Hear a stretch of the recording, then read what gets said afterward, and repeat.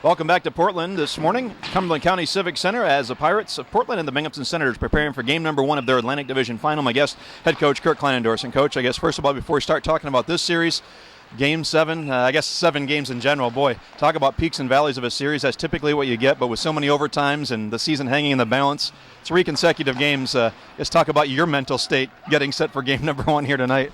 Yeah, well, again, it's, we addressed it early. I mean, if you allow it to be, it'll be an emotional roller coaster. So, the one thing I feel like we've done pretty well for most of the season is that we've stayed pretty level-headed, and I think that was probably one of the little things that helped us get through that series.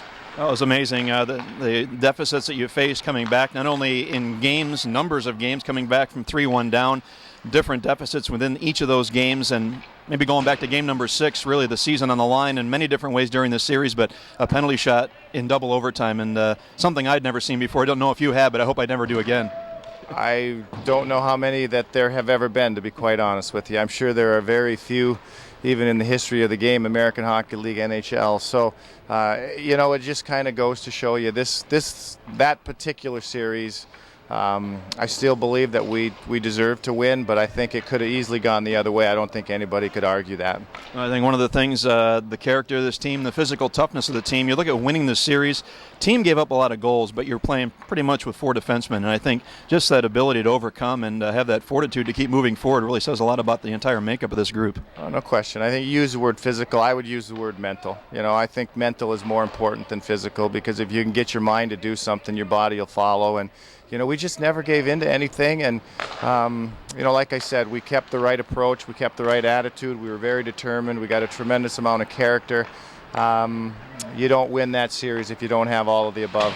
Well, certainly getting through round 1 was a bit of a battle of attrition. Here tonight you take on the regular season Atlantic Division champions. Lineup will look a little bit different, in some ways good, in some ways bad, but I guess the big positive getting Corey Locke back in there, and obviously you don't want to lean on him too much as far as thinking, okay, he's back, the offense is going to be smooth sailing, but getting a player of that caliber back certainly will be a huge bonus. Yeah, and I think it's probably a little bit easier to insert him into a game 1 as opposed to a game 7 or a game 6. As much as there will be intensity, it seems as though the intensity gets ratcheted up every single night. So by the time you get to Game 7, if you haven't played in a while, that's asking an awful lot. And all you have to do is take a look at the Buffalo Sabres last night. They tried to insert a few new bodies into the lineup in a Game 7 situation. It just doesn't work. So I think it's the right time. Corey's healthy. He's ready to be back. Game 1, again, even though we know it's going to be intense, it's not a Game 7 situation. But having said that, we're still going to be a little bit limited on the blue line, but just like we did in the last series after Game 2, we just have to find a way to work it around the guys that are in the lineup and not worry about the guys that are out of the lineup. Taking on a Portland Pirates club in which Binghamton split during the regular season, winning here at the Civic Center, losing back at the Veterans Memorial Arena.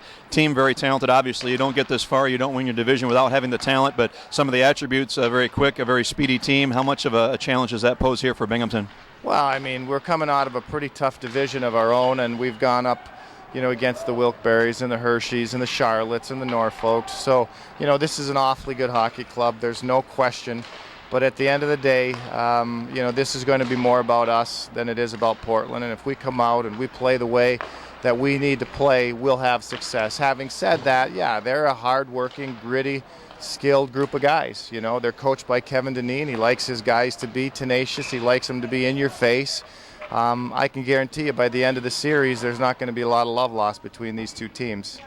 First series, you talked about teams being very evenly matched and styles somewhat mirroring them. How do you look at the two styles between Binghamton and Portland here tonight heading into this Atlantic Division Final? Well, I think there's similarities. I mean, if you want to break it down, there's similarities, but then again, each team is unique in their own right. So for me, it's really just going to come down to, how we play on the night. It's not going to be so much about what Portland does. I mean, we know what they do. We know what their tendencies are. We know which players we have to be just a little bit more alert to. But at the end of the day, if we're playing the game the right way, the way we need to play it, the way we know to play it, we'll be in this series and we should have success.